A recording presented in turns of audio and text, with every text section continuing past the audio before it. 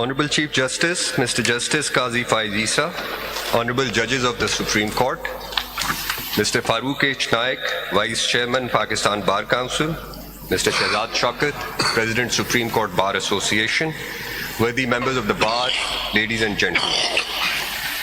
The commencement of each judicial year is not only an opportunity to reaffirm our commitment and resolve to play a positive role in the justice system, but also a chance to reflect on and learn from our history. In the past 77 years, our justice system has expanded vastly into a network of courts and tribunals across the length and breadth of this country, comprising a variety of general and specialized courts, having original and appellate jurisdictions working under the supervision of the high courts. Dispensing justice with thinly spread resources is no small challenge. This court, with an ever-increasing rate of institution of new cases, is no different. I must re-emphasize what I said on this occasion a year ago. At the core of this complex machine that is our judicial system is the ordinary litigant who knocks the doors of justice hoping for a fair, just, and equitable resolution of disputes in accordance with law. Each time a litigant loses that hope is an indictment on each of us as actors in the justice system. I can confidently say that nothing dampens the litigant's hope in our justice system than the delay in conclusive resolution of litigation. This is especially true in criminal matters where lives and liberties are most at stake. Victims and persons accused of criminal offenses wait for years, sometimes decades, for their day in court. Tragic is the only word that comes to mind when an innocent accused is released after wasting decades behind bars. Nothing elaborates this better than a recent judgment authored by Honorable Mr. Justice Jamal Khan Mandukhail, titled Ghulam Shabir versus the State. The petitioner in that case had been arrested 34 years ago. It took more than 4 years for his trial to conclude in the first instance, followed by another 5 years for the disposal of his first appeal before the High Court. He had to wait another 15 years for this court to decide his second appeal. His review petition was finally decided another 9 years later. Cumulatively, the petitioner had spent a staggering 34 years in our criminal justice system. The human experience of a death row inmate waiting execution of sentence is described in the above-mentioned judgment as follows. It is a fact that till date, the petitioner has served out a sentence of more than 34 years without earning remissions, out of which he remained incarcerated in death cell for about 24 years. If remissions are counted, his detention may come to almost 40 years. The living conditions in death cell are miserable and altogether different from the living conditions of other prisoners, including lifers. In death cell, the convict is under a strict supervision, surveillance, and is isolated. The space of a cell provided for each condemned petitioner is about 9 by 12 feet, with a single toilet to be used jointly by all the prisoners confined in their respective cells, which compromises their privacy. The prisoner is permitted to go out of the cell twice a day, but only for half an hour each. The death row prisoner is not permitted to participate in any extracurricular activities, nor is entitled for the benefits and rights available to other prisoners incarcerated in general prison. The convict is forced to live in such an inhuman condition. The date and time of execution of his sentence is uncertain, which in the given circumstance results in horrible feelings and creates anxiety. It is not just the prisoner who suffers, it's the family too, who serves the penalty by way of mental torture in taking care of him while incarcerated. In a number of cases, we have observed that after confirmation of death sentence by the High Court, the convicts are shifted to death cells, where they are kept for years and sometimes for decades on account of delay in conclusion of criminal proceedings and thereafter for execution of their sentence by the executive. There is no doubt that after confirmation of death sentence, the convict must face its consequence, but the delay in conclusion of criminal proceedings and thereafter delay in executing the death sentence of a convict would amount to punishing him twice for one and the same act, which is neither permissible under the law nor under the injunctions of Islam. Awarding death sentence to a person does not mean that he be treated inhumanly by keeping them in death cell for long, unlimited period of time. All prisoners living in death cell are not only deprived of their constitutional rights, but they also live under mental stress. Once the judgment attains finality, it must be implemented and executed at the earliest. The observations made by Mr. Justice Mandokhail clearly point to a problem that is systemic, pervasive, and unconscionable.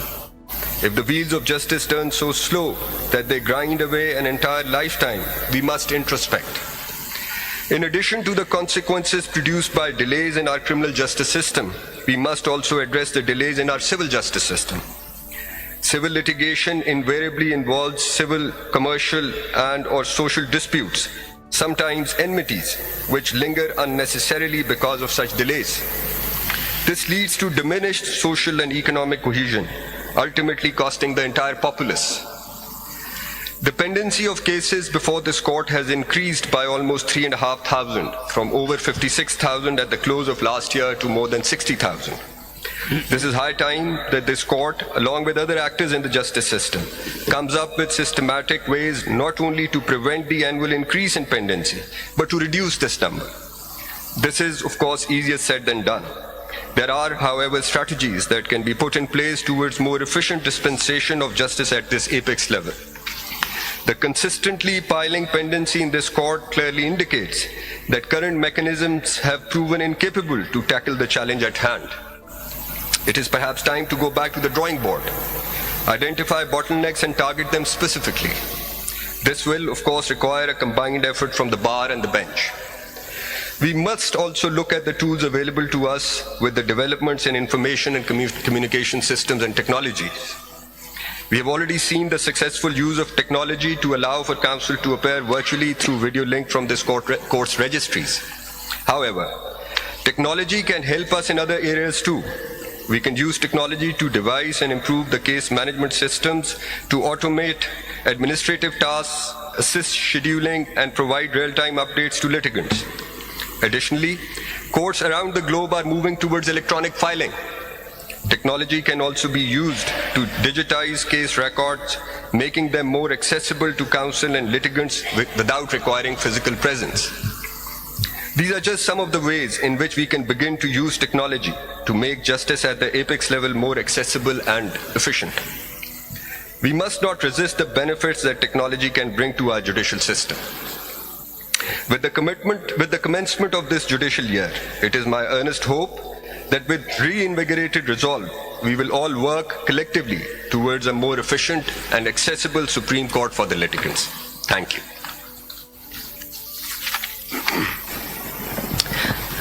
Thank you.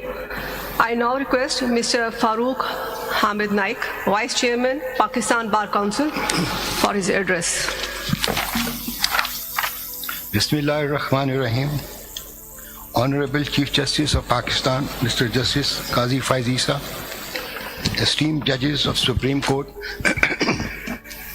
Mr. Mansoor Usman Awan, Learned Attorney General for Pakistan, Mr. Shehzad Shaukat, President, Supreme Court Bar Association, respected members of Bar Councils, my fellow colleagues from legal fraternity, respected members of press, Assalamu alaikum. It is both a profound honor and a significant responsibility to stand before this august gathering as elected Vice Chairman of Pakistan Bar Council. Today marks the beginning of a new judicial year, a time for reflection on achievement and challenges of the past year, and a moment to set our sights on the road ahead. Pakistan Bar Council has always been committed to upholding rule of law, defending rights of people, and ensuring that justice is served without fear or favor. As we embark on this new journey, I am reminded of the weight of the responsibilities that lie upon our shoulders as custodians of legal system. Opening of judicial year is always a time for pause, reflection, and recommitment to doing better. This opening is full of hope, promise, and expectations of litigants for justice. It is also one in which obligation of court to effectively discharge its mandate is put to test. Therefore, we look forward to the year ahead. We find ourselves in the midst of a paradigm shift where demands for justice test capacity of courts to adequately address them.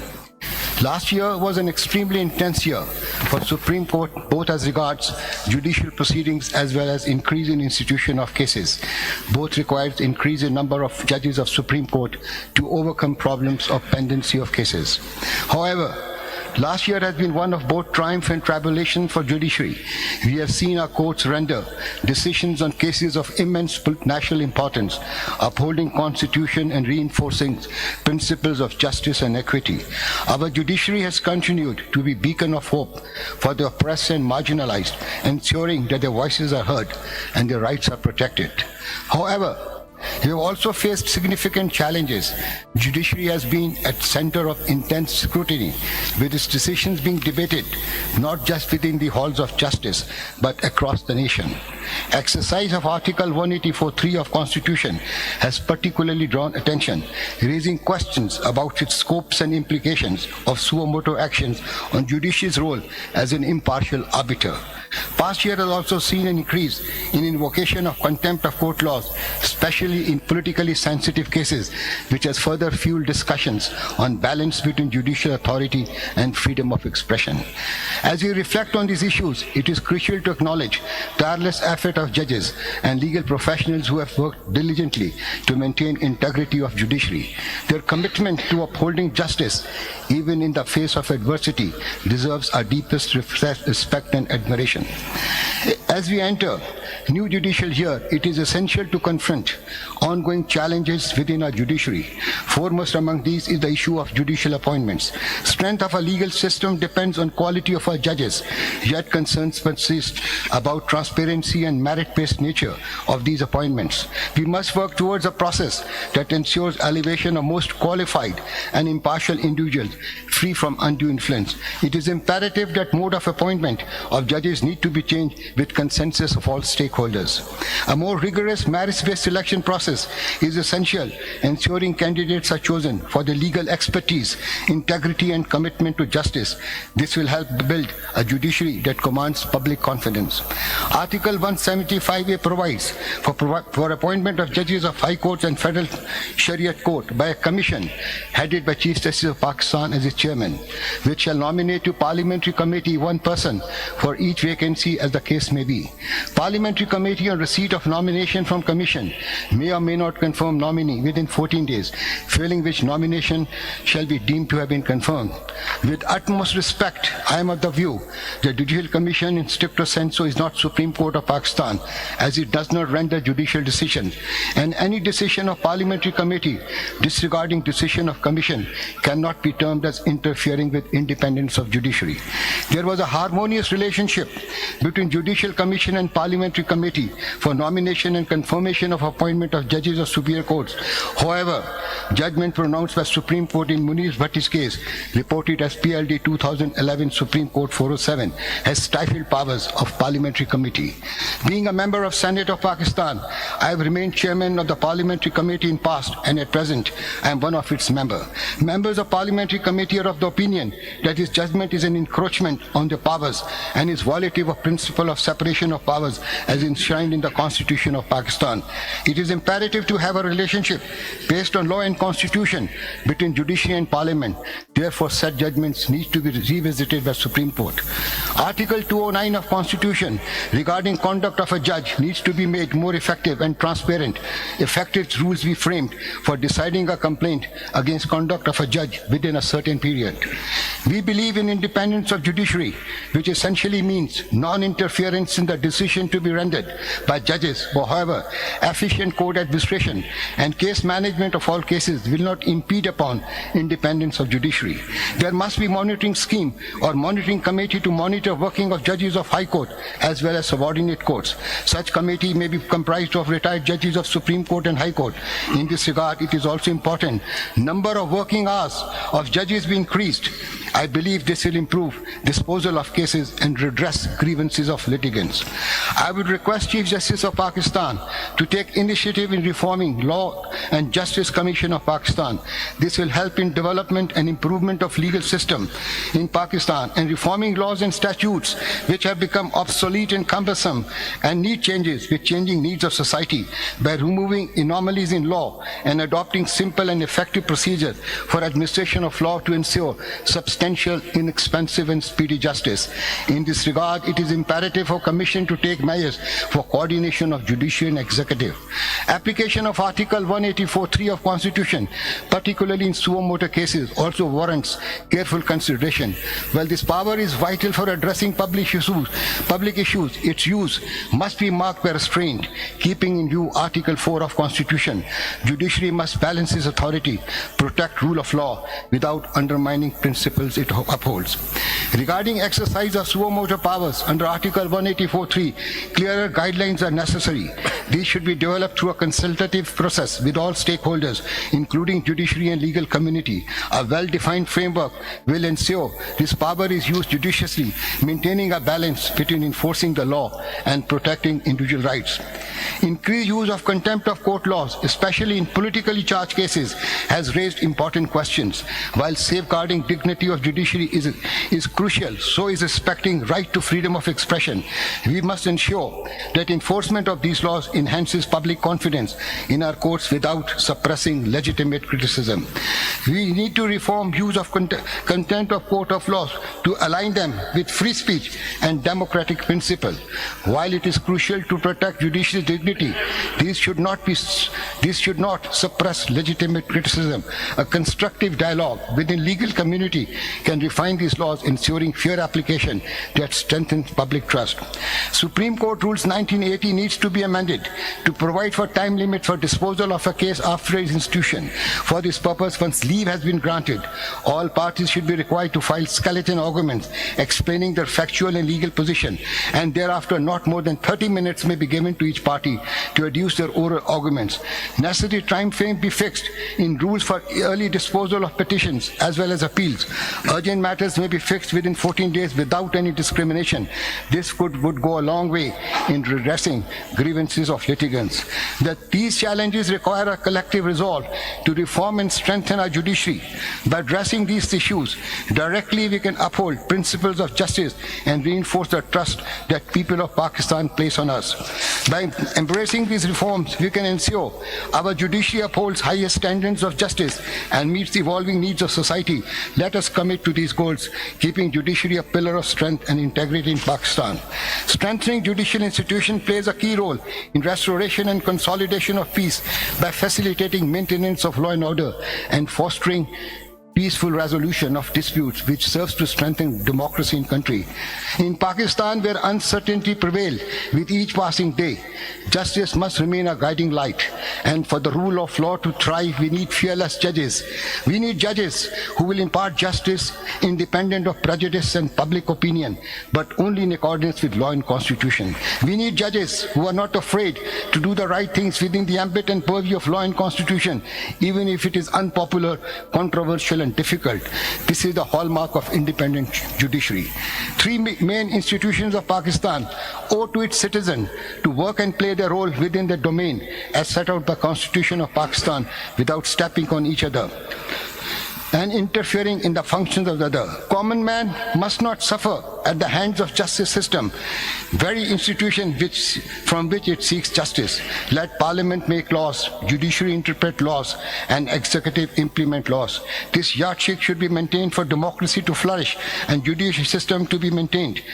For democracy to flourish and judicial system to be respected, so that citizens should be able to sleep in peace, that country is functioning in accordance with law and constitution. As independence of judiciary deals with the idea of ensuring that whatever is being decided regarding a case would definitely be in accordance with the rule of law, irrespective of any external internal factor. In the end, let us reaffirm our commitment to the principles of justice, fairness, and rule of law. Challenges we face are significant, but they are not insurmountable. With dedication, integrity, and a collective effort, we can strengthen our judiciary and ensure it continues to serve people of Pakistan with honor and distinction. On the advent of this new judicial year, I extend my best wishes to all members of judiciary, legal fraternity, and our esteemed colleagues.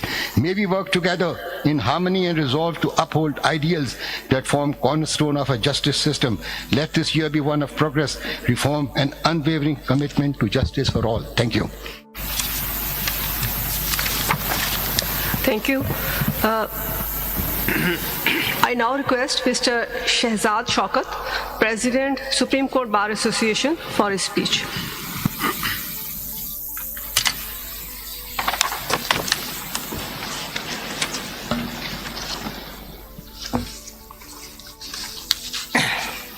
I'll wait till these speeches are delivered to their lordships.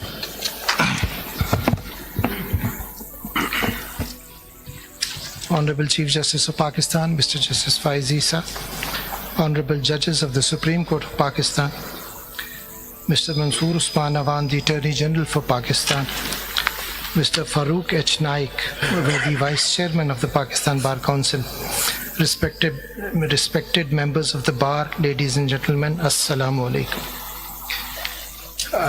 My lord, I'm not very good in reading, but what I'll do is I'll read the first para and then I'll come to the subject matter, which is more appropriate, being the last in line to make the speech. All the things have already been said, I'll not repeat them. It is indeed a privilege to stand here as we usher in the new judicial year. I am honored to address this honorable court and the esteemed gathering as the President of the Supreme Court Bar Association of Pakistan. Traditionally, with the advent of new judicial year, this august court provides us with an opportunity to reflect on achievements and shortcomings and to suggest the way forward. The Supreme Court Bar Association, being a part of the justice system, along with all key players, understands the immense burden shared by all of us, honorable judges, lawyers, and the court staff, who bear the ultimate responsibility to pave the way for delivery of prompt justice to litigants. I therefore express my appreciation for the openness and transparency which the Honorable Chief Justice of Pakistan has brought to the working of the Supreme Court. This past year, under the auspices of this esteemed court, we have witnessed significant strides towards enhancing transparency and accountability. The introduction of full court meetings and the consistent practice of consultation are notable steps that have bolstered our judiciary's operational efficacy through a more democratic and inclusive decision-making process, ensuring that diverse viewpoints are considered and the judiciary remains responsive to the needs of the people it serves. Most importantly, we have now a full strength of the Supreme Court judges, for which we are thankful to the Honorable Chief Justice and members of the Judicial Commission. Moreover, this court has shown commendable restraint and deference to the legislative process, respecting the supremacy of Parliament by focusing on the enforcement of laws rather than overreaching into legislative prerogatives. This careful adherence to the golden principle of separation of powers is fundamental to our constitutional framework and strengthens our judiciary's role as an interpreter rather than maker of law, reinforcing the pillars of our democracy and ensuring its robustness against the challenges of judicial overreach. Despite these achievements, we must acknowledge the areas where urgent reforms are necessary.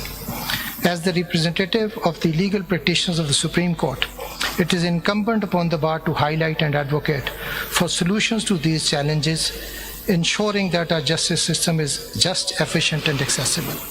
And my lords, the first and the foremost, of course, is the issue of pendency and the delays in fixation of the cases. Despite the practice and procedure laws, my lord, we find that a lot of cases in which urgent hearing applications are filed are not fixed. So may I suggest that the Supreme Court rules provide for chamber hearings of stay matters, and I think it is about time that the practice postulated by the rules may be reintroduced in the system. The concept of chamber hearing needs to be revived with urgency. There are numerous matters of critical importance that remain pending due to non-fixation, leading to significant distress for the litigants involved. For example, last year alone, the delay in hearing urgent cases increased by over 30%, underscoring the need for this revival. Prompt hearing of these cases will respect the rights of the litigants to a timely resolution of their legal issues. Number 2 is the preparation of the cause list. The current practice of preparing cause list has room for improvement, we propose that cause lists be prepared on a monthly or at least fortnightly basis. This measure will provide lawyers with necessary time to arrange their schedules more effectively, ensuring that their commitments in various high courts are not compromised. This change is projected to reduce scheduling conflict by up to 25%, enhancing the overall efficiency of our legal system. Acceleration of digitization. The digitization of the filing process and the acquisition of certified copies online must be expedited. And I must take advantage of Justice Yahya Afridi's presence here, who in Peshawar, I believe, the whole system is now digitized. And I really believe that the Supreme Court can follow that model to expedite and enhance its capacity to issue certified copies in a more prompt manner. The adoption of digital tools will streamline administrative processes, reduce paperwork, and make our judicial system more accessible to the public. This step towards modernization is crucial in keeping pace with the global technological advancements and in making our judiciary more transparent and accountable. Then, my Lord, we come to the video link facilities. To further enhance access to justice, the extension of video link facilities to all principal seats and benches of the High Courts is imperative.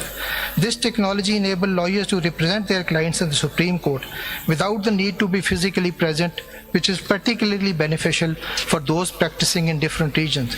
This not only saves time and resources, but also ensures that legal representation is not hindered by geographical constraints. Then is the matter of judicial appointments. The delay in appointment of judges, especially in the high courts like the Lahore High Court, where more than 25 vacancies exist, is a matter of grave concern. It is essential that these vacancies be filled expeditiously to prevent a backlog of cases and to ensure that the judiciary can function efficiently. The process of appointing judges must be transparent, merit-based, and free from political influence to maintain the integrity and independence of the judiciary. Well, the Judicial Commission rules, I believe 13th is the date fixed already for the Judicial Commission to ponder over the rules, so I'll skip that. Then, my Lord, is the most important thing for us as members of the Bar Association, and that is that the institutional unity of this court must be safeguarded, and it must be reflective in the court proceedings. And we again say with utmost respect to our commands that the difference of opinion is a very healthy thing, but it must not encroach over the institutional unity and its representation to the public at large. And once the court appears to be divided on issues, the bar associations also get divided and the unity of the bar association is also compromised. We have seen this in the recent past, and we would request this honorable court to again assemble and have meetings on this issue so that the court proceedings do not reflect that there is no institutional unity. And it is hurting to us as the Bar Association, and we would request the honorable judges present here to please advert to this very important aspect of the matter. Then, my Lord, is curtailing media influence. Again, this comes with the live streaming thing, and we would request this honorable court and all the honorable judges to be careful in making remarks and expressing their anger over the Bar Association members who appear before this court. That will help us all create a more congenial and a working environment. Then, my Lord, lastly, this is figures that I have come across have to be brought to my Lord's notice, particularly my Lord the Chief Justice. In Islamabad, this honorable court performed and the pendency was brought to negative against 15,902 cases filed. 15,997 were decided. So the pendency was curtailed. Karachi also is more or less 100%, 948 cases filed, but 856 decided. The problem lies probably in Lahore, Peshawar, and Quetta. Lahore, 3,761 cases filed last year and only 752 decided. Peshawar is more problematic. 1125 cases filed with 80 decided. Quetta 529 to 177. This is probably the cause which is which has enhanced the pendency by 5,000 during the last year. So one way of doing it is that we provide a very adequate high definition quality video link and fix cases of Lahore and Quetta and Peshawar at the principal seat and require the lawyers there to appear and argue the cases from Lahore. This can be done. But unless we attend to these three stations, either by transmitting and sending benches to these branch registries, or by enhancing our video link capabilities, we will not be able to advert to and curtail our dependency of the cases before this court, which is of course hurting. The apex court is the last hope for people. And we would request this honorable court to please attend to this very important aspect of it. I'm so grateful once again, sir. We as Supreme Court Bar Association reaffirm our commitment to judiciary, that it is not only respected for its independence and integrity, but is also renowned for its responsiveness and adaptability to the needs of the people it serves. Together with a shared vision and concerted effort, we can overcome the challenges before us and ensure that our judiciary remains a beacon of justice and a pillar of our democracy. I am grateful, sir. Thank you. I now request the Honorable Chief Justice of Pakistan for his address. बिस्मिल्लाहिर्रहमानिर्रहीम। मुअज़्ज़िज़ हमशीरान और बरादरान जजेस, attorney general Mansoor Usman Awan साहब, vice chairman Pakistan bar council Farooq Naik साहब, सदर supreme court bar association Shahzad Shaukat साहब, law officers सूबों के और वफाक के मुअज़्ज़िज़ ख़वातीन व हज़रात, अस्सलाम वालेकुम। आप सबको नए अदालती साल के आगाज़ की मुबारक। 9 दिन बाद मुझे भी बहैसियत चीफ जस्टिस पूरा साल हो जाएगा।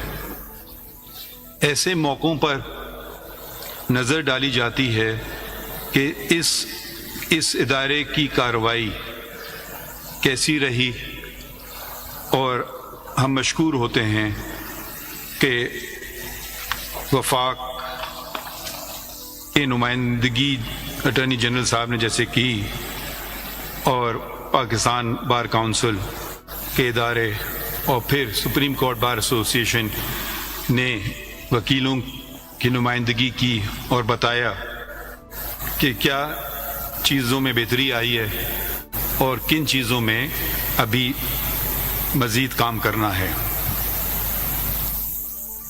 सबसे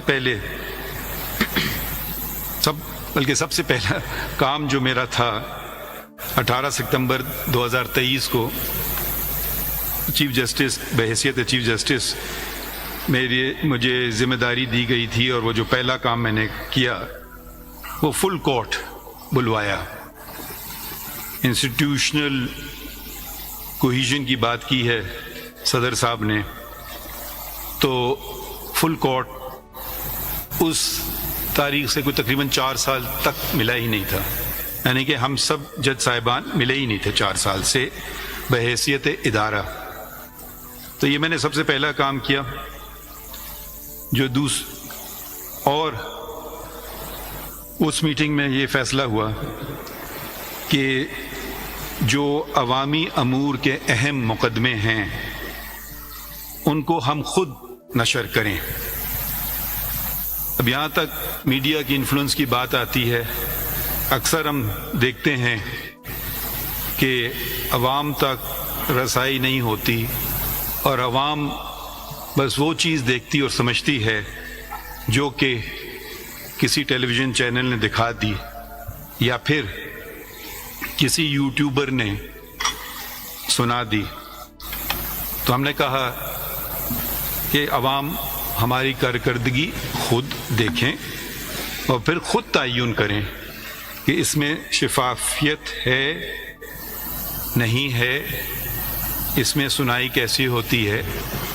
हर मुकदमा नहीं, वो अहम मुकदमे जो अवामी अमूर के हैं। तो हमने खुद इसका आगाज़ किया اور سب سے پہلا مقدمہ جو تھا وہ فل کورٹ کا تھا، اور یہ فل کورٹ تشکیل دی گئی 2015 کے بعد۔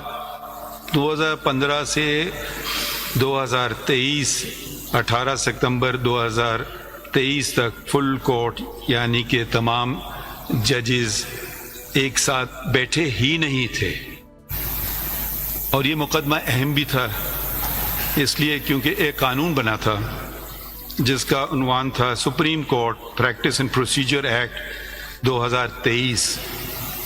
ہمیں بتایا گیا ہے ہمارے پارلیمانی وکیل نے جو پاکستان بار کونسل کی نمائندگی کر رہے ہیں کہ احترام کرنا چاہیے ایک دوسرے اداروں کا، تو احترام ہم نے کیا، اور اتنا احترام کیا کہ فل کورٹ تشکیل دی گئی کہ یہ جو مقننہ کا بنایا گیا قانون ہے کیا یہ آئینی ہے یا نہیں۔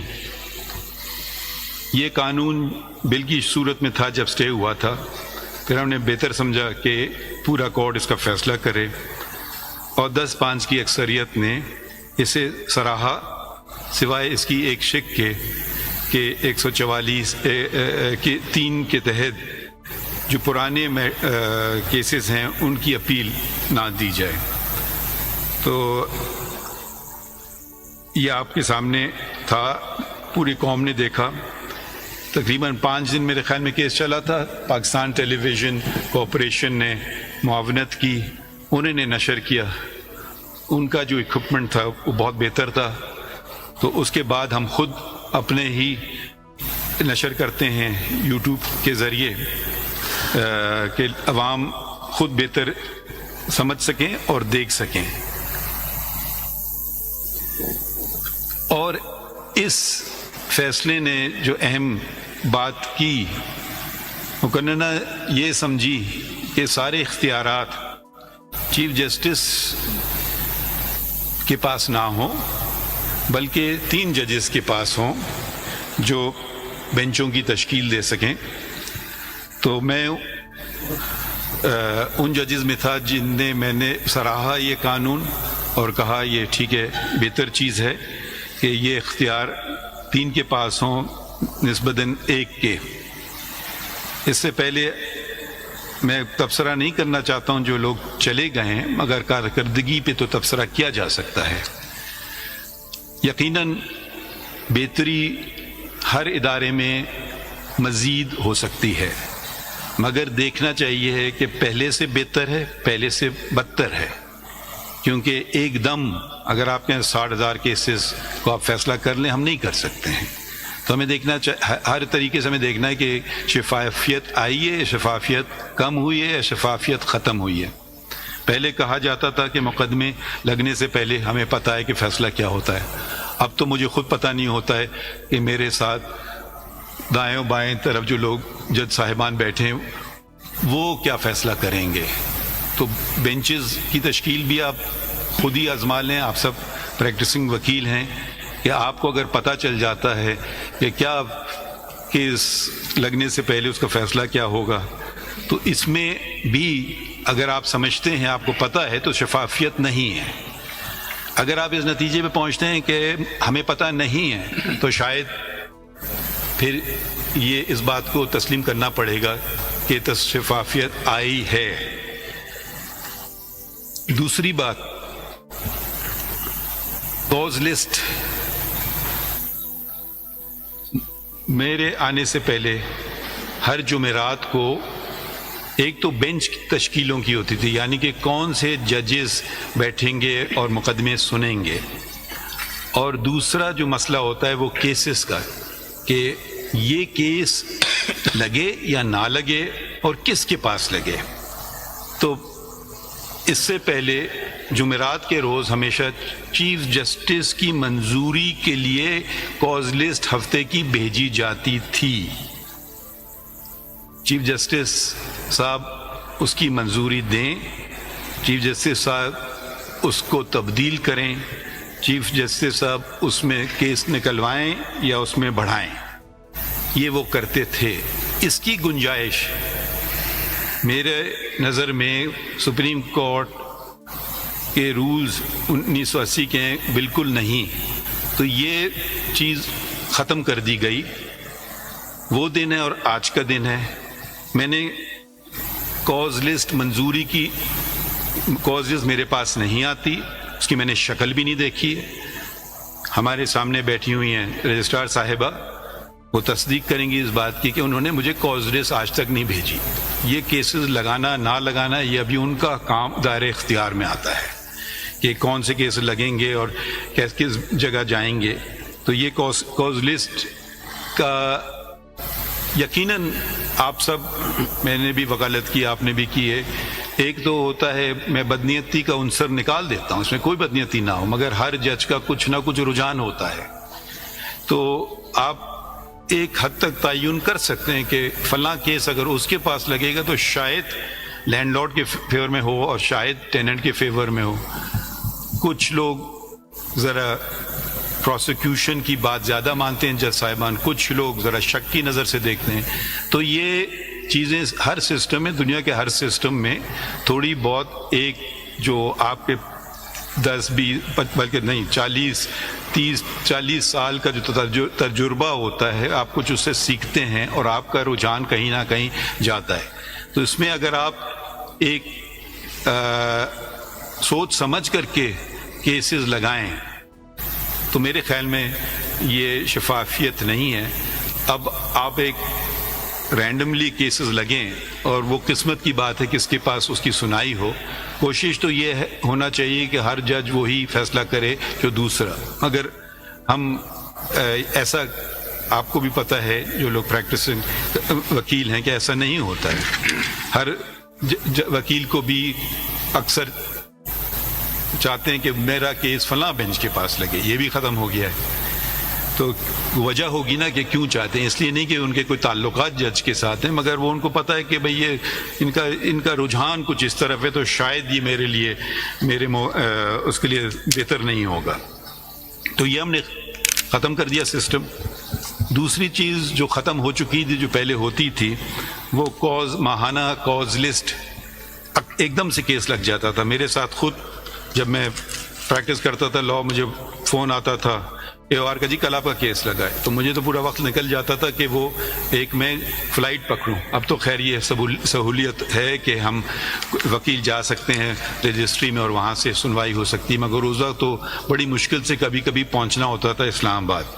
تو اب ماہانہ کاز لسٹ شروع ہو گئی ہے کہ سب کو پتہ ہو، وکیلوں کو اور جو لوگ اپنے مقدمے خود کر رہے ہیں، کہ میرا مقدمہ اب کب لگے گا تو میں تیاری اس کی کر لوں. کیونکہ کئی سال پہلے انہوں نے فائل کیا ہوتا ہے، ایک دم سے آ جائے تو ذرا بہتر تیاری کرنے کا موقع ملتا ہے.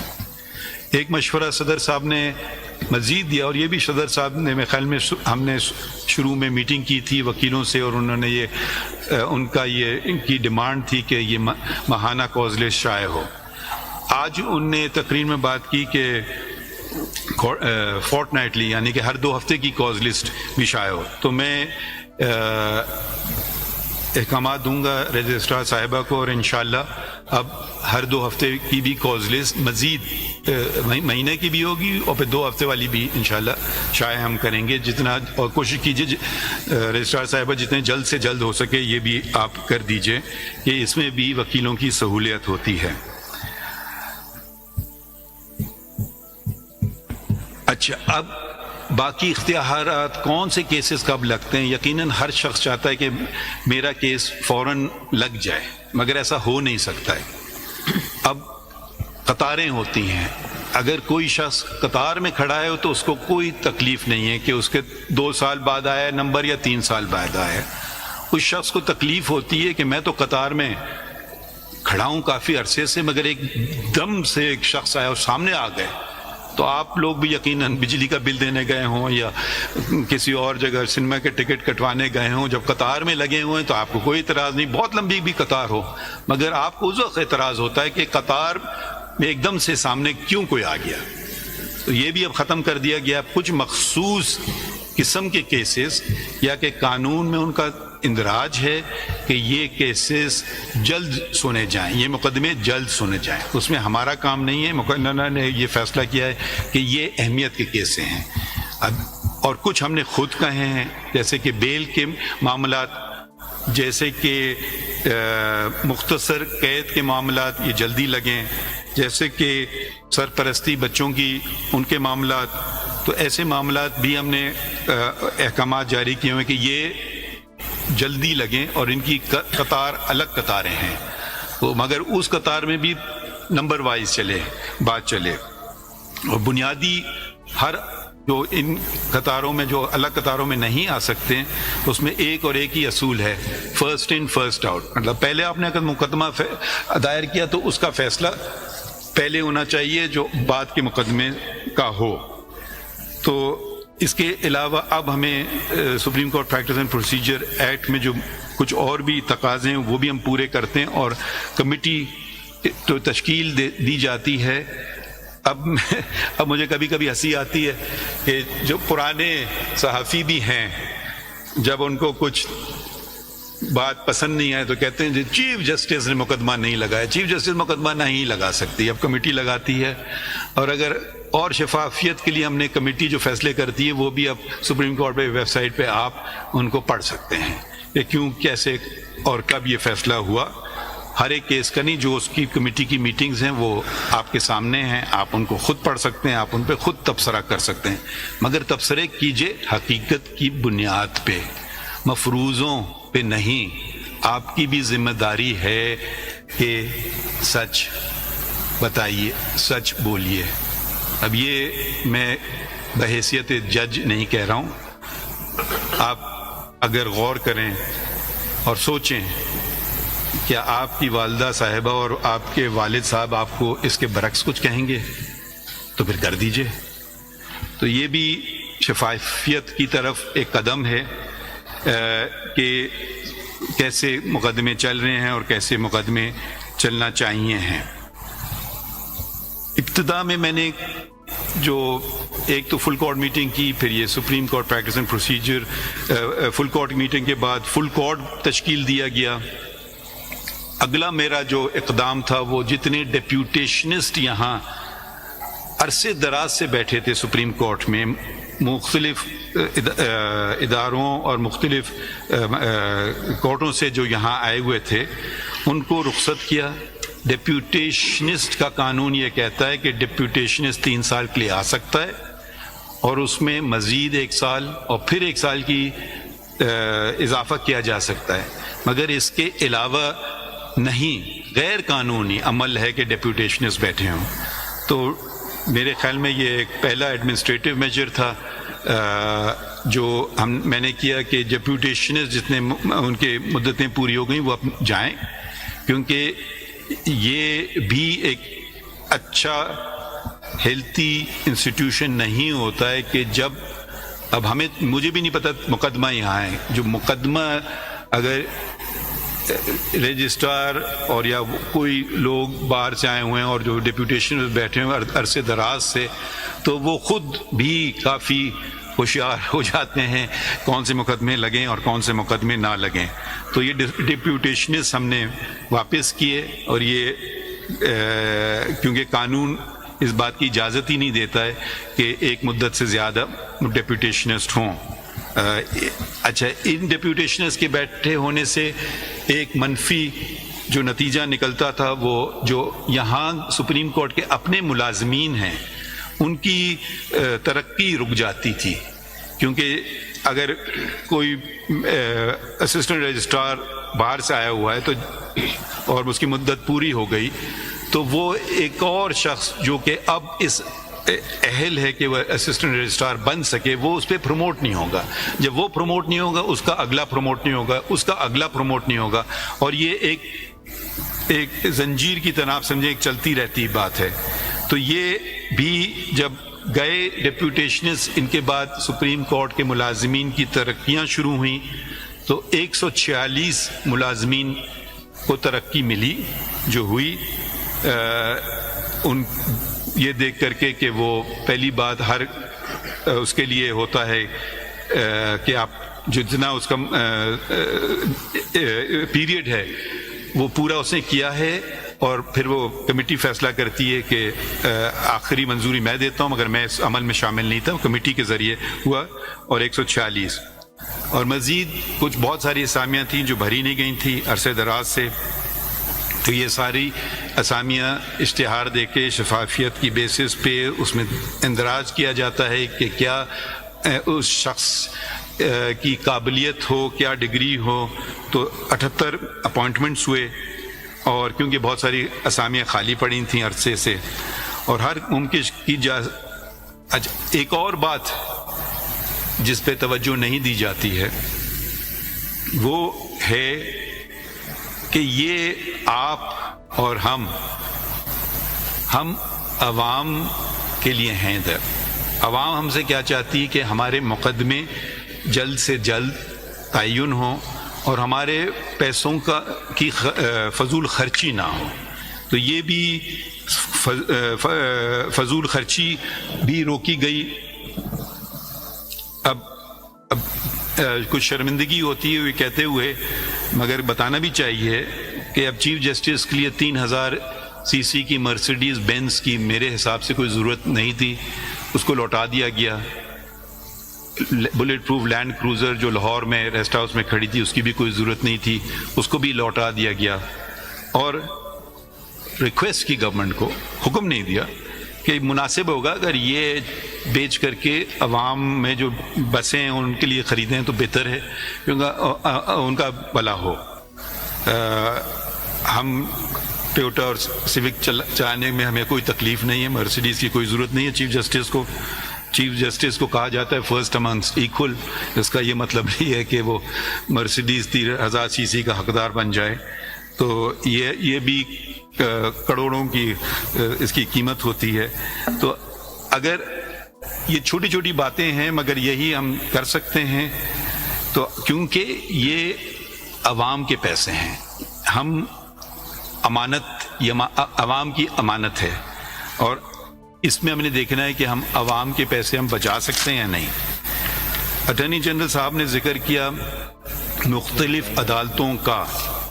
مختلف عدالتوں میں ایک تو آپ کو پتہ ہے جیسے کہ سول کورٹ ہیں، میجسٹریٹ کے کورٹ ہیں، ڈسٹرکٹ ججز ہیں اور سیشن ججز ہیں، اور پھر ہائی کورٹ ہیں، مگر ایک اور عدالتیں بھی ہوتی ہیں، ایک بہت بڑا جال بچھا ہوا ہے عدالتوں کا، وہ ہیں وفاق کی عدالتیں، custom appellate tribunal, NAB courts, accountability courts, income tax appellate tribunal, sales tax appellate tribunal.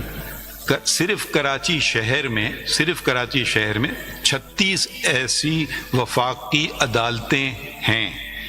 ایسی 36 وفاقی عدالتیں پورے شہر میں بکھری ہوئی ہیں، نہ کوئی ان کا صحیح قسم کی عمارت ہے، نہ ان کا ریکارڈ محفوظ ہے، کہیں وہ ایک دو جگہ تو شاید تو سرکاری بلڈنگز میں ہوں، مگر اکثر اور بیشتر وہ پرائیویٹ بلڈنگز میں، یعنی کہ عوام کو مزید پیسہ دینا پڑ رہا ہے کہ وہ کرائے دیں جو مالک ہے اس جگہ کا، پھر بجلی کا بل، پھر چوکیدار رکھا جائے ہر عدالت کے لیے الگ الگ۔ تو ایک بہت بڑا پروجیکٹ بن رہا تھا کراچی میں، جو کراچی سے وابستگی رکھتے ہیں، اور فاروق نائک صاحب شاید ان میں سے ایک ہیں، کہ جو ہائی کورٹ کے سامنے جو وہ الیکشن کمیشن ہوتا تھا، ایک بہت بڑی جگہ ہے بالکل کراچی کے دل میں، آپ سمجھیں یہ تقریباً 7 ایکڑ کی تھی۔ یہ سپریم کورٹ کو دی گئی کہ یہاں سپریم کورٹ کی رجسٹری بنائی جائے۔ میں نے سوچا کہ سپریم کورٹ کی رجسٹری کی کیا ضرورت ہے کراچی میں، اگر بینچ جاتی بھی ہیں تو سال میں 2 3 4 دفعہ جاتی ہیں، اور اب تو میرے میں جانے کی کم سے کم ضرورت پڑ رہی ہے کیونکہ ویڈیو لنک فیسلٹی بھی ہے اور اس کو بہتر بھی کیا جا رہا ہے۔ تو یہ پروجیکٹ تھا 6 ارب کا۔ یہ پروجیکٹ بلڈنگ کمیٹی جس کا میں ممبر ہوں اور جسٹس جمال خان مندوگیل صاحب ہیں، فیصلہ ہوا کہ یہ سرکار کو واپس لوٹا دی جائے، اور ایک شرط پہ، یہ نہیں کہ وہ کچھ اور اس کا کریں، بلکہ جو 36 عدالتیں ہیں، سرکاری عدالتیں جن کا میں نے ذکر کیا، وہ سب ایک جگہ منجمد ہو جائیں۔ تو تو اس کا فائدہ عوام کو بھی ہوگا، عوام کے پیسے بچتے ہیں، اس کا فائدہ وکیلوں کو بھی ہوگا، کیونکہ اگر ان کا کیس کہیں بینکنگ کورٹ میں لگا ہوا ہے 1 میں، پھر بینکنگ کورٹ 4 میں جانا ہے، وہ کہیں اور ہے، پھر سیلز ٹیکس اپیلیٹ ٹرائبیونل جانا ہے، وہ کہیں اور ہے، اور اس کو ڈھونڈنے، اس کو پارکنگ اور بہت بے تحاشا اور مسائل کا جو ان کو سامنے کرنا ہوتا ہے، اس سے وہ بچ سکیں۔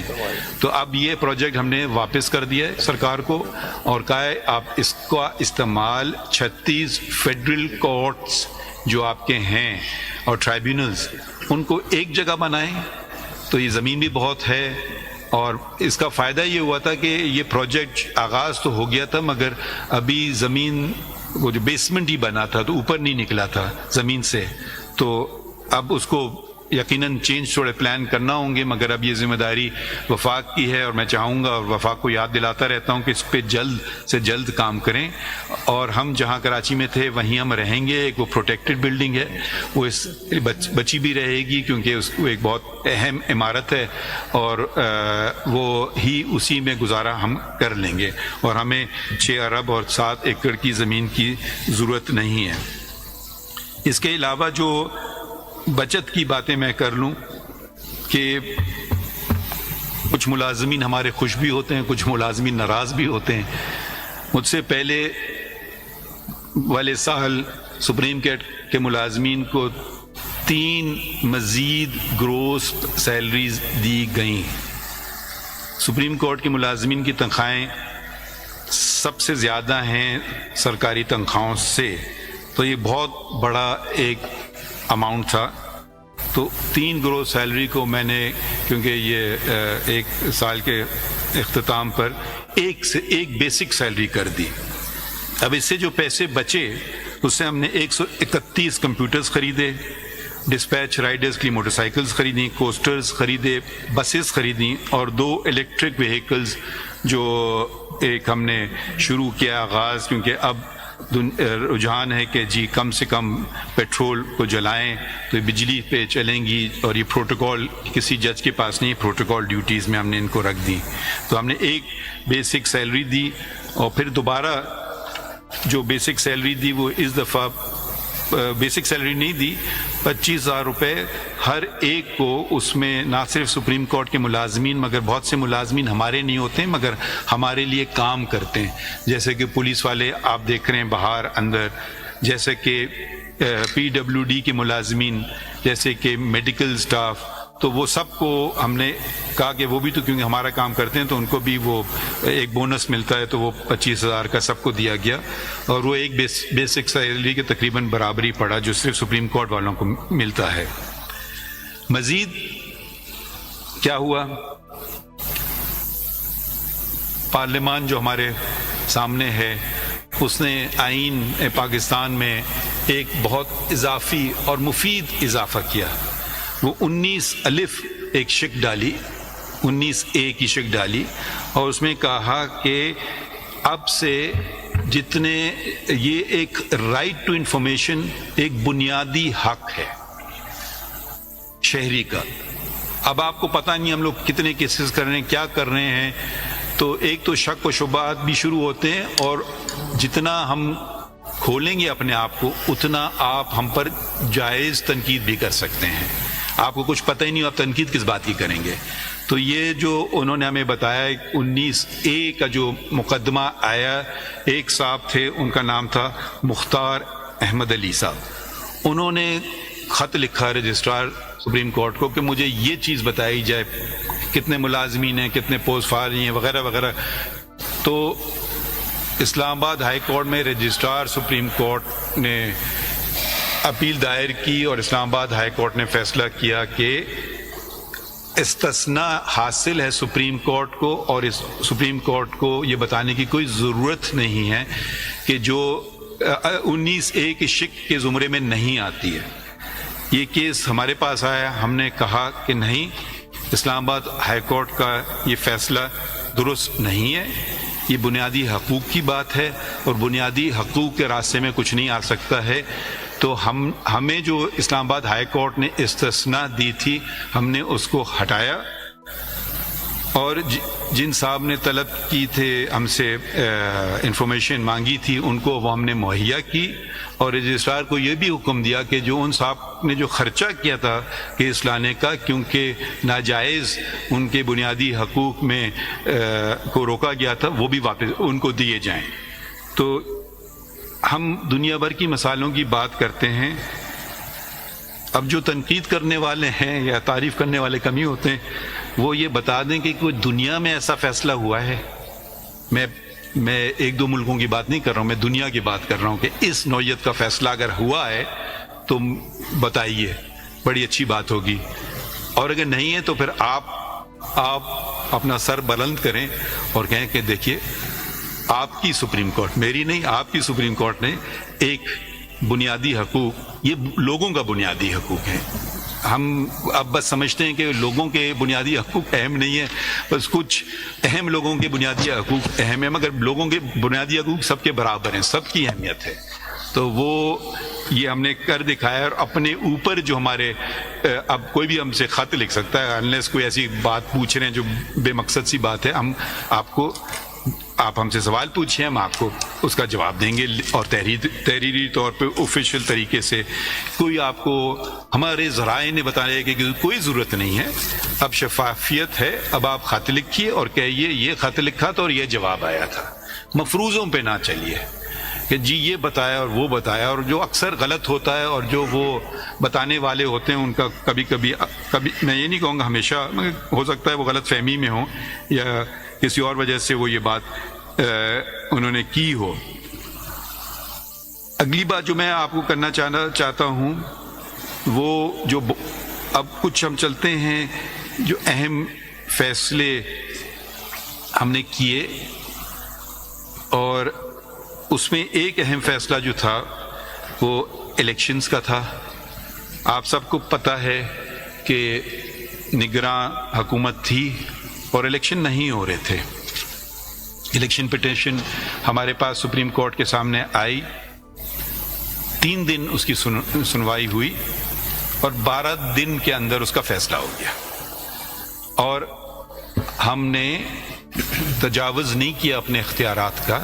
ہم نے کہا جو 2 ادارے ہیں، صدر پاکستان کا، اور اداروں کی بات ہوتی ہے اور بھی ادارے ہیں، اور الیکشن کمیشن آف پاکستان کا، دونوں فرما رہے تھے کہ یہ اختیار الیکشن تاریخ دینے کا اختیار میرا ہے، صدر صاحب فرما رہے تھے، اور الیکشن کمیشن آف پاکستان کہہ رہا تھا کہ نہیں یہ ہمارا اختیار ہے، مگر کسی نے الیکشن کی تاریخ نہیں دی دونوں میں سے۔ یہ تو دونوں کہہ رہے تھے کہ ہمارا اختیار ہے، تو پھر دے دیں آپ اپنی تاریخ۔ تو ہمارے پاس آیا، ہم نے دونوں کو کہا کہ الیکشن کمیشن کو کہا کہ صدر پاکستان کیونکہ ان کا عہدہ بڑھا ہے، آپ جائیں اور تاریخ لے کر آئیے، واپس خالی ہاتھ نہ آئیے۔ انہوں نے فیصلہ کیا، جو فروری کی 2024 کی تاریخ کا ہم نے اس کا آرڈر میں لکھا، اور یہ کہہ دیا کہ اب اس پہ رد و بدل، اس پہ کوئی رکاوٹ نہیں آئے گی، مگر رکاوٹ کرنے والے ہر چیز میں رکاوٹ ڈھونڈ لیتے ہیں۔ لاہور ہائی کورٹ کا فیصلہ آ گیا، اور انہوں نے تمام پاکستان کے جو اسسٹنٹ ریٹرننگ آفیسر، سارے آفیسرز کو روک دیا، نہ صرف پنجاب کی حدود تک، لاہور ہائی کورٹ کا حدود صوبے تک ہوتا ہے، صوبے کے باہر نہیں ہوتا ہے، مگر پورے پاکستان پہ، اور کہا کہ یہ ریٹرننگ آفیسر ہو ہی نہیں سکتے ہیں، اور یہ عدلیہ سے دیے جائیں۔ الیکشن کمیشن لکھ چکی تھی چیف جسٹس صاحبان کو ہائی کورٹس کے کہ جی آپ ہمیں ریٹرننگ آفیسر دینا پسند فرمائیں گے، کیونکہ قانون کہتا ہے کہ یہ ایک آپشن ہوتا ہے۔ تو انہوں نے کہا نہیں، ہم آپ کو نہیں دے سکتے، کیونکہ ہمارے پاس بہت زیادہ کیسز ہیں اور ہم ان کو اسپیئر نہیں کر سکتے۔ تو قانون یہ کہتا ہے، تو پھر وہ الیکشن کمیشن ہم نے دیکھے کہ انہوں نے مخصوص قسم کے لوگ تو نہیں لگائے، تو انہوں نے کہا جہاں ڈی سی تھا اس کو ریٹرننگ آفیسر بنا دیا، جو وہاں کے لوگ تھے وہ خاص نہیں لائے گئے، تو اس کو سراہا، اس فیصلے کو ہٹایا راستے سے۔ اگر وہ فیصلہ رہتا تو فروری کے الیکشن نہیں ہو پاتے۔ تو جمہوریت اور کے ساتھ منسلک ہے الیکشنز. الیکشنز ملک میں، الیکشنز پارٹی میں، election supreme court bar association میں، الیکشنز جہاں ہونا چاہیے وہاں. تو اگلی بات جو اہم بات ہے کہ ہمارے دوست نے فرمایا کہ ٹرانسپیرنسی اور اکاؤنٹیبلٹی. میں پہلے میرے خیال میں فاروق نائک صاحب نے کچھ 2-3 باتیں کی تھیں. ایک تو انہوں نے منیر بھٹی کیس کے فیصلے کی بات کی، مگر فاروق نائک صاحب نے یہ نہیں بتایا کہ میں مائنورٹی میں تھا اور میں اس سے میں شاید وہ جو آرا دی گئی تھی اس سے اتفاق نہیں کرتا تھا منیر بھٹی کیس کے. فاروق نائک صاحب نے مزید یہ فرمایا کہ 184(3) کا جو استعمال کیا جا رہا ہے جو از خود سپریم کورٹ نوٹس لیتی ہے، تو یہ کسی پیمانے کے تحت ہونا چاہیے. میں اس سے 100% اسی پہ ان سے اگری کرتا ہوں. اس لیے نہیں کہ وہ کہہ رہے ہیں، اس لیے کیونکہ آئین کہتا ہے. آئین 2 باتیں کہتا ہے کہ پبلک امپورٹنس کہ اہم ہو پبلک کے لیے، اور دوسرا یہ ہو کہ وہ اس کا تعلق ہو بنیادی حقوق کو انفورس کرنے کا. تو ایک شخص اپنا کیس لے آئے، دوسرا شخص لے آئے، اس سے نہیں ہوتا ہے. تو اس میں یہ 2 چیزیں جب تک پوری نہ کی جائیں تو 184 کا اطلاق نہیں ہوتا ہے. تو یہ میں اکثر فیصلوں میں یہ کہہ چکا ہوں. اور مگر ہماری باتیں ہوئی ہیں. پھر انہوں نے ایک اور بات کی، ذکر کیا کنٹیمپٹ کا. پتہ نہیں مجھے میری کتنی اچھی باتیں میرے متعلق کی گئی ہیں کہ میں نے تو آج تک اپنی ذات کا کوئی کنٹیمپٹ نہیں لیا. ایک احتجاج ہوا تھا کہ تو وہ اس پہ مجھے کنٹیمپٹ کورٹ لینا پڑا، اور میرے خیال میں جن نے کیا تھا ان کا بڑا پن کہ انہوں نے معذرت کی اور معافی مانگی.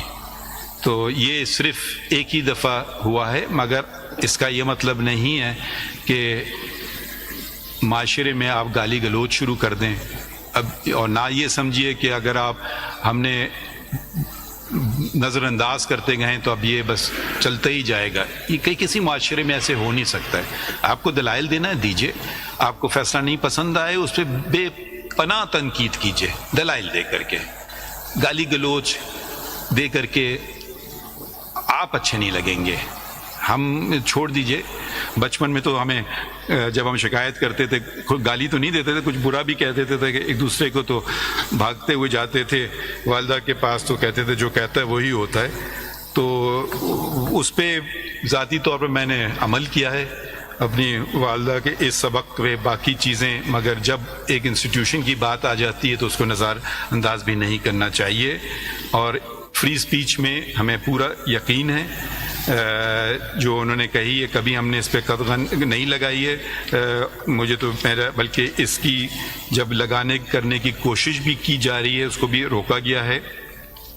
اور فاروق نائک صاحب کی یہ بات بھی درست ہے کہ پارلیمان قانون بناتی ہے اور ہمارا کام ہے قانون کی تشریح کریں جہاں ضرورت ہے، جہاں واضح ہے تو وہ واضح ہے. اور اگر وہ قانون ہم سمجھیں کہ وہ بنیادی حقوق کے برعکس ہے، کوئی آئین کی شک کے برعکس ہے، تو اس کو پھر ہمارا یہ فرض ہے کہ اس کو ہم اسٹرائک ڈاؤن بھی کریں. تو آگے بڑھتے ہیں. اپنے اکاؤنٹیبلٹی اور ٹرانسپیرنسی کی بات کی گئی ہے شہزاد شفقت صاحب نے، یعنی کہ شفافیت اور احتساب کی. آپ دوسروں سے مانگیے شفافیت اور دوسروں کا کریں احتساب، اور اپنا اور خود کا نہ کریں، تو بات میں کچھ وزن نہیں ہوتی ہے اور آپ کے فیصلوں کی قدر بھی نہیں کی جاتی ہے. ہمارے اپنے جج صاحب تھے سپریم کورٹ کے، الزام لگائے گئے بہت سارے لوگوں نے. ہم نے سپریم جوڈیشل کاؤنسل نے یہ بھی کام کیا جو ایک اس لیے کیونکہ آئین یہ ہمیں حکم دیتا ہے کہ سپریم جوڈیشل کاؤنسل کا، اور ان کو برطرف کیا. اور یہ آپ نے کھلی عدالت میں دیکھا کیونکہ انہوں نے خود کہا کہ میرا کیس کھلی عدالت میں چلے. ہم نے کھلی عدالت میں چلایا، اور یہ پاکستان کی تاریخ میں پہلی دفعہ ہوا ہے کہ سپریم کورٹ کہ جج کو برطرف کر دیا گیا ہو بد انتظامی یعنی مس کنڈکٹ کی وجہ سے. غلطیوں کی بات ہوئی ہے. میں تو ہمیشہ دعا گو رہتا ہوں کہ اللہ تعالیٰ مجھ سے غلطی نہ ہونے دیں، مگر پھر بھی غلطیاں ہوتی ہیں، اور اس عدالت نے بھی غلطیاں کی ہیں، اور جب تک ہم اس کا اعتراف نہیں کریں تو درست سمت کی طرف ہم گامزن نہیں ہو سکتے ہیں. ایک بہت مشہور کیس ذوالفقار علی بھٹو کا، ان کو سزائے موت ملی لاہور ہائی کورٹ سے، اس کو برقرار رکھا. سپریم کورٹ میں نے اپیل میں ان کی ریویو پٹیشن ڈسمس ہوئی. پھر صدر پاکستان نے اس وقت کے جو آج پھر صدر پاکستان ہیں، انہوں نے ایک ریفرنس بھیجی 186 کے تحت. یقیناً سپریم کورٹ کا فیصلہ ریویو کے بعد اختتام پر پہنچتا ہے، اس کو بدل نہیں جا سکتا ہے، مگر انہوں نے اس بات کا تقاضا کیا کہ یہ صحیح فیصلہ فیوچر کے لیے اس کو درستگی کی ضرورت ہے. تو ہم نے پھر اس کو سنا. یہ کیس 186 کے تحت کیسز میں نے پہلے بھی بات کی، کچھ ایک دم لگا دیے جاتے ہیں، کچھ کی سنوائی نہیں ہوئی. تو یہ کافی سنا تھا، شروع میں چلا تھا، پھر یہ کوئی 10 سال تک یہ کیس نہیں چلا، پھر یہ پریزیڈینشیل ریفرنس چلایا گیا، اور اس کو ہم نے فیصلہ ہوا کہ جو کیس چلایا گیا تھا وہ غیر جانبدار اور منصفانہ طریقے طرز پہ، یعنی کہ fair trial and due process کے تقاضے جن کا اندراج بنیادی حقوق میں اس کے منافی تھا، یہ ہم نے اوپینین دے دی. یعنی کہ کسی کو ہمارے پاس طاقت تو ہے نہیں کہ جو سزا ان کو مل چکی، مگر کم از کم اس بات کا اعتراف اس عدالت نے اور اس قوم نے کیا. اور اسی طرح ایک جج کو غلط طریقے سے اسلام آباد کے جج کو برطرف کیا گیا تھا، ان کو بھی واپس تو ہم بحال نہیں کر سکے، کیونکہ وہ جو آئین میں دی گئی ان کی مدت ہے وہ پوری ہو چکی تھی. مگر ہم نے یہ فیصلہ کیا کہ یہ ان کو غلط طریقے سے نکالا گیا اور ان کو ریمووڈ جج نہیں ریٹائرڈ جج تصور کیا جائے گا. تو یعنی کہ ان کو جو باقی لوازمات میں ملے جائیں گے. دوسرے بھی مقدمے کیے جو اہم نوعیت کے تھے، اور ایک شک آئین میں ہے مگر وہ سمجھی جاتی کہ بس جی وہ ایک ہے مگر اس پہ عمل نہیں ہوتا ہے. ہم نے عمل کر کے دکھایا. وہ آرٹیکل 6 کی شک ہے کہ جس کو ہائی ٹریزن یا اعلیٰ غداری، شاید پتہ نہیں اور کوئی بہتر لفظ ہے مجھے نہیں پتہ، کہ اعلیٰ غداری کا مقدمہ چلا تھا ایک آئین شکن پر جنرل پرویز مشرف پہ. وہ ٹرائبیونل بنا. لاہور ہائی کورٹ نے کہا کہ یہ سزا ٹرائبیونل دے نہیں سکتا تھا، جبکہ لاہور ہائی کورٹ کے پاس ایسا اختیار نہیں تھا، کیونکہ اس کا فیصلہ اس کی اپیل سپریم کورٹ میں کی جاتی ہے. تو وہ فیصلے کو قلعدم قرار دیا اور آئین شکن کو ٹھہرایا قصوروار. کراچی میں اسلحہ ٹاور کے متاثرین کو معاوضہ دلوایا جب کراچی بینچ گئی تھی. اسی کیس میں یہ بھی فیصلہ کیا کہ جتنے تجاوزات ہیں ان کو ہٹایا جائے، کیونکہ آپ دیکھیں گے کہ میں آپ دوسروں پہ انگلی نہیں ٹھکاؤں گا، سب سے پہلے اپنے ادارے پہ اٹھاؤں گا کہ جی یہ سپریم کورٹ کے سامنے سڑک پہ وہ رکھے گئے تھے بیریئرز کہ وہ سیکیورٹی، تو ہم نے وہاں سے سارے ہٹا دیے. اگر آپ دیکھیں ہم سارے راستے کھلے ہوئے ہیں، بیریئرز اپنے حدود میں ہیں، اپنے حدود کے باہر نہیں ہیں، اور چہل قدمی پہ لوگوں کی کوئی رکاوٹ نہیں ہے. تو یہ کر کے دکھایا اور پھر دوسروں کو بھی حکم دیا کہ وہ اس کے تابع ہیں اور وہ فوراً ہٹائیں، نہیں تو جو اس ادارے کا سربراہ ہوگا کراچی میں چاہے رینجر ہو, چاہے کوئی اور ادارہ ہو, پرائیویٹ ادارہ ہو, وہ ذمہ دار ہوگا, وہ اپنے جیب سے پیسے دے گا. تو پتہ نہیں یہ لوگوں کے مسائل ان سے حل ہوتے ہیں. لوگوں کے مسائل کا ایک اور کیس, اہم کیس آیا جو مرغلہ پہاڑی نیشنل پارک کا کیس تھا. یہ جو کیسز ہیں یہ بہت اہمیت کے ہیں, اس لیے کہ اب جو سمجھا جا رہا ہے کہ ہم یقیناً ہر کیس اہمیت کا ہوتا ہے, مگر کچھ کیس ہوتے ہیں جن کا ایفیکٹ بہت وسیع ہوتا ہے, تو وہ بھی ہم پورا کریں, کیونکہ نہ صرف یہ نسل بلکہ آئندہ والی نسلیں. پولیوشن, اب یہ چھوٹی سی بات ہے مگر بتانے دیجئے, چیف جسٹس کے گھر میں مور رکھے گئے ہوئے تھے, جو کے پتہ نہیں 4-5 مور تھے پنجروں میں. تو اب چیف جسٹس اور موروں کا کیا تعلق, ان کو فوراً ان کی رہائی کروائی, پہلے وہ ریہیبلیٹیشن سینٹر گئے, پھر کلر کہار میں گئے. تو میرے خیال میں کہا جاتا ہے نا کہ جنگل میں مور نہ جا کس نے دیکھا, جنگل ہی میں موروں کو ناچنے دیں تو بہتر ہے میرے خیال میں. دوسرے اداروں کی طرف بھی ہم نے توجہ دی. وفاقی judicial academy, federal judicial academy کو مؤثر بنایا. اس کی پہلی میٹنگ جس کا میں چیئرمین ہوں وہ کی, تمام چیف جسٹسز اس کے ممبران ہیں, لا منسٹر اس کے وائس چیئرمین ہیں, سب نے اس میں شرکت کی, اس کو فعال ادارہ بنایا ہے, اور اب وہ ایک فعال ادارے کے طور پر چل رہا ہے. دوسری جو چیز ہم نے کی کہ ایک کہتے ہیں نا کیس مینجمنٹ پلان, ہم نے ایک کمیٹی بنائی کیس مینجمنٹ پلان کی, اور اس میں سینئر پیونی جج جسٹس منصور علی شاہ اور جسٹس منیب اختر صاحب کو ممبر بنایا. اور مگر یہ کمیٹی کے یہ میں پڑھ ہی دیتا ہوں, منصور علی شاہ صاحب نے یہ اپنی رپورٹ دی, یہ میں پڑھ دیتا ہوں اسے ایک حصہ. In view of the significant backlog of cases and no effective case management policy in place at the court, a committee was constituted comprising of Justice Syed Mansoor Ali Shah and Justice Munib Akhtar, and tasked by the full court with the responsibility to suggest a smart case management plan to address the backlog as well as to provide a sustainable strategy for the future. The committee worked on the case management plan, but consensus could not be arrived at between the members of the committee. Therefore, it was decided the members will submit their independent case management plans.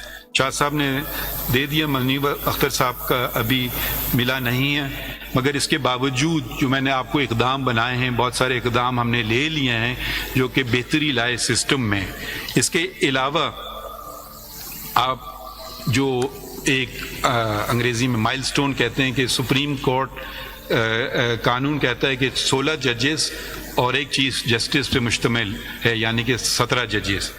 یہ supreme court کئی سالوں سے پورا نہیں تھا, تو اس میں ہم نے ججز پورے کیے, یعنی کہ 16 ججز ہوئے اپوائنٹ جوڈیشل کمیشن کے ذریعے سے. یہ جوڈیشل کمیشن کو اس کا اعزاز جاتا ہے, مجھے نہیں. جب یہ ججز پورے ہو گئے تو بلکہ پہلے ہم نے فیصلہ کیا تھا کہ اتنے کیونکہ کیسز ہیں اب ان کو کم بھی تو کسی نے کرنا ہے. ہم آخر کار کیسز اسی وقت ہوں گے جب ججز کورٹ میں بیٹھ کے ان کے فیصلے کریں. آپ کوئی بھی دنیا کا بھی پلان بنا لیں, مگر ایک ہی طریقہ کار ہے, سننا ہے اور فیصلے کرنا ہے, چاہے کتنی دیر ہو جائے کورٹ میں بیٹھنے کے. جب تک یہ نہیں کیا جائے گا صرف پلانز سے کیسز کم نہیں ہوں گے, ججز کو بھی کام کرنا ہے.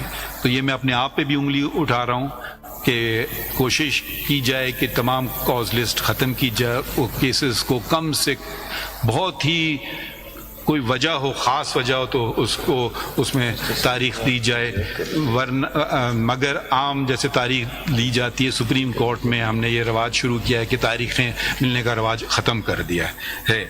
اور اب کوئی کبھی کبھی بیماری وغیرہ فوتگی ہو جاتی ہے, کرنا پڑتا ہے, میں اس کو اس کے علاوہ کیس جس دن لگیں اس دن چلیں. اور ہم بھی, میں جج صاحبان کو بھی درخواست کروں گا کہ وہ چلائیں. تو اس کے علاوہ ہم نے ایڈ ہاک ججز لیے. ایڈ ہاک ججز میں ہمارے انگریزی میں کہتے ہیں ٹرائڈ اینڈ ٹرسٹڈ سردار طارق صاحب تھے، ان سے گزارش کی، انہوں نے اگری کیا. جسٹس مظہر عالم میاں خیل صاحب سے گزارش کی، آج جو ہمارے ساتھ نہیں ہے کہ ان کے بھانجے کا انتقال ہوا ہے اور اس لیے نہیں ہے. تو ایڈ ہاک ججز کو ہم نے لیا کہ بھئی یہ جو کیسز ہیں ان کی تعداد کم کی جائے. آپ کو خوشی ہوگی یہ جان کر کے کہ ایڈ ہاک ججز نے چھٹیوں میں کام کیا ہے، اور 200 کتنے نمبر تھا میں آپ کو بھی بتاتا ہوں، ہاں 245 کیسز نمٹائے، جو اگر آپ ورکنگ ڈیز یعنی کہ پیر سے جمعے تک دیں تو 10 کیسز روزانہ کے. ہم پہ بھی تنقید ہے اور جائز تنقید ہے کہ جو کیسز جو نمٹائے گئے ہیں، ابھی سال پورا نہیں ہوا ہے، وہ 15,660 کیسز ہیں. اگر 15,660 کیسز ایک بہت بڑا نمبر ہے، مگر اگر انسٹیٹیوشن پھر بھی زیادہ ہو تو پھر بھی یہ آپ اس کو ایک اچھی بات نہیں سمجھیں. تو یہ تقریباً بڑھتے ہیں 44 کیسز دن کے، اور اس 44 کیسز دن کے، اور یہ جو میں نے ضرب دیا ہے، میں نے چھٹیاں اس میں نکالی نہیں ہیں، ہفتہ اتوار اس میں سے نکالا نہیں ہے، سرکاریاں چھٹیاں اس میں سے نکالی نہیں ہیں. یہ ہم نے صرف 356 ڈیز پہ اس کو ڈیوائیڈ کیا ہے، اور اگر یہ ساری چیزیں نکال کے جائیں تو یہ 44 کا نمبر بڑھے گا کافی. تو کوشش ہے زیادہ سے زیادہ کیسز نمٹائیں، اور آپ ہم پہ تنقید کرتے جائیں کہ اگر ہم نہ کریں یہ اپنا کام، کیونکہ یہ ہمارا فرض ہے اس کام کو نمٹانا. ایڈ ہاک ججز کے علاوہ ہم نے جو 2 ایڈ ہاک ججز جو کام کر رہے ہیں، اتنے کم عرصے میں انہوں نے اتنا کیسز نمٹائے. ایک اور ادارے بھی، آئین میں کئی ادارے ہیں، ایک اور ادارہ ہے اس کا نام ہے شریعت اپیلیٹ بینچ. یہ سپریم کورٹ سے ذرا سے ہٹ کر کے ہے. سپریم کورٹ کے 3 ججز اور 2 عالم ججز اس میں ہونا لازمی ہوتے ہیں. ہمارے پاس ایک عالم جج رہ گئے تھے، ڈاکٹر محمد خالد مسعود صاحب، تو ایک عالم جج کی کمی تھی، تو ڈاکٹر قبلہ ایاز صاحب نے قبول کی یہ ذمہ داری، اور اب اس ادارے کو بھی ہم نے 4 سال بعد فعال کر دکھایا ہے. اور یہ 2 ہمارے جو عالم ججز ہیں، یہ عام عالم ججز نہیں ہیں، یہ سپریم اسلامک کونسل کے چیئرمین رہ چکے ہیں. تو یہ ہمارے لیے ایک بہت فخر کی بات ہے کہ ایسے دانشور نے یہ قبول کیا کہ آ کے عوام کی مزید خدمت کریں، اور انہوں نے بھی چھٹیوں میں کام کیا. اور جو کرمنل کیسز تھے فیڈرل شریعت کورٹ کے پاس، کیونکہ کچھ حدود کیسز ہیں جو فیڈرل شریعت کورٹ سے اپیلیں آتی ہیں شریعت اپیلیٹ بینچ کے پاس، وہ ہم نے 40% نمٹا لی. اب وہ بہت تھوڑی سی رہ گئی ہیں، اور ایک آپ نے کئی سٹوریز بھی کی جاتی ہیں، مگر 6 سال سے ایک اپیل پینڈنگ تھی، تو 4 سال تو ہم سن نہیں سکے کیونکہ کورٹ ہی نہیں تشکیل پوری دی گئی تھی، تو اس کو مکمل کیا، اور اس کے بعد ہم نے وہ شخص کو رہا کیا. تو وہ برس گزر گئے، اس کو بے گناہ ثابت ہوا. مگر جب تک اپیل آئے نہیں، اور جب تک اپیل سنوائی نہیں کی جائے، تو ذمہ داری ہمارا ذمہ داری اس وقت کی پڑتی ہے جب سے اپیل داخل ہو. کیوں غلط کیس بنا تھا، یہ ذمہ داری اس وقت کے پروسیکیوٹر کی، یہ ذمہ داری اس وقت کے تھانے کی، یہ ذمہ داری کمپلیننٹ کی جھوٹا کیس بنانے کی. تو ہماری بھی ذمہ داری ہے، میں انکاری نہیں کر رہا ہوں. اور اگر ہم یہ ادارہ فعال ہوتا تو یقیناً یہ کیس پہلے چل چکا ہوتا.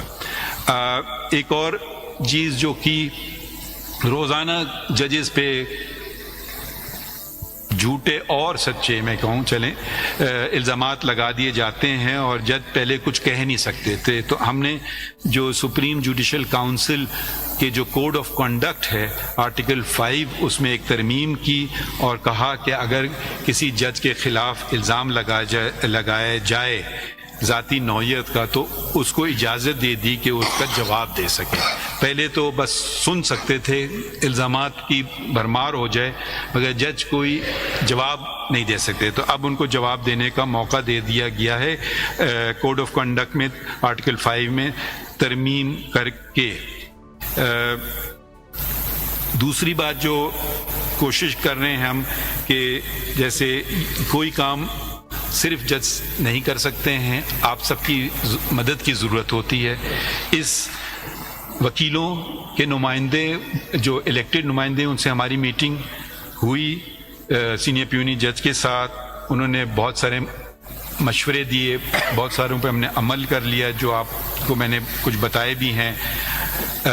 ایک اور ادارہ بھی سپریم کورٹ میں, سپریم کورٹ پریس ایسوسی ایشن, اس کے ساتھ بھی ملاقات ہوئی کہ بھئی آپ تنقید بے شک کریں مگر جھوٹی خبر نہ چلائیں. تو یہ وہ بھی اس میں اگری کرتے ہیں, مگر ہم تو مان لیتے ہیں جب غلطی کرتے ہیں, کچھ نہیں مانتے ہیں کبھی بھی. تو ایک اور چھوٹی چھوٹی باتیں, مگر یہ چھوٹی چھوٹی باتیں ہی کبھی دیر پا ثابت ہوتی ہیں, اور چھوٹی چھوٹی باتیں ہی انصاف کو بہتر مہیا کرنے کا طریقہ فراہم کرتی ہیں.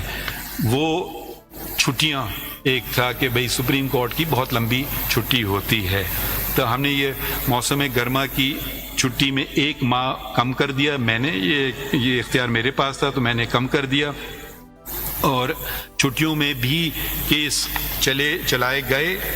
ایک بات میں اور چھٹیوں میں آپ کو بتا دوں کہ کوئی دن ایسا نہیں تھا کہ سپریم کورٹ کی کوئی نہ کوئی بینچ اسلام آباد میں اور دوسرے شہروں میں بھی, مگر اسلام آباد میں بالخصوص اس نے کام نہیں کیا ہو. تو چھٹیوں میں بھی کیس چلے, اور چھٹیوں میں 15 جولائی سے لے کے 6 ستمبر تک 1940 کیسز یہ چھٹیوں میں ان کا فیصلہ ہوا. تو اسی طریقے سے اب چھٹیاں بھی ہم نے کم کر دیں, اور یہ چھوٹی چھوٹی باتیں ہم کر رہے ہیں. اب یقیناً میں یہ نہیں کہنا چاہتا ہوں کہ ہم نے بہت اچھے کام کیے, بہت سارے کام ابھی بھی باقی ہیں, اور انشاءاللہ آئندہ سال آپ سب کے تعاون سے اور بالخصوص جو الیکٹڈ نمائندگان ہیں پاکستان بار کونسل اور سپریم کورٹ بار ایسوسی ایشن, کہ جہاں سے بھی اچھی آراء ملے اس پہ عمل کریں جہاں تک ہو سکے, اور نظام انصاف کو بہتر بنائیں. تو ایک اور شفافیت کی بات میں بتاتا چلوں کہ یہ بھی شاید ہی کچھ سپریم کورٹ دنیا میں ایسی ہیں جو کہ کوارٹرلی رپورٹ شائع کرتی ہیں. ہم نے, اور ہر چیز ہمارے سپریم کورٹ کی ویب سائٹ پہ ہے, کوارٹرلی 6 ماہی رپورٹ ہم نے شائع شروع کر دی ہیں. اس میں ہم اپنی کارکردگی بتاتے ہیں, ہم اس میں بتاتے ہیں کہ کتنے کیسز پینڈنگ ہیں, کتنے کیسز نمٹائے گئے ہیں, اہم کیسز کیا فیصلہ ہوئے ہیں. آپ کو موقع ملے آپ ضرور دیکھیے. تیسری 6 ماہی رپورٹ انشاءاللہ کچھ دنوں میں ہو جائے گی, 2 ہو چکی ہیں شائع, اور یہ مستقل ریکارڈ ہے. تو اب میرے خیال میں 11 بھی بج گئے, اور آپ سب کا بہت بہت شکریہ کہ آپ نے ہمیں عزت دی اور آپ آئے, اور بالخصوص اٹارنی جنرل صاحب فاروق نائک صاحب, شہزاد شوکت صاحب جو اپنے اپنے اداروں کی رہنمائی کر رہے ہیں, اور انہوں نے جو سجیشنز دیے ہیں ان پہ عمل کرنے کی ہم کوشش کریں گے, اور آپ ہمارے لیے دعا کیجیے. شکریہ بہت بہت. Thank you, sir. I now seek your permission to conclude the proceedings. The ceremony stands concluded. Guests are requested to proceed for refreshments in the ceremonial hall. Thank you, sir.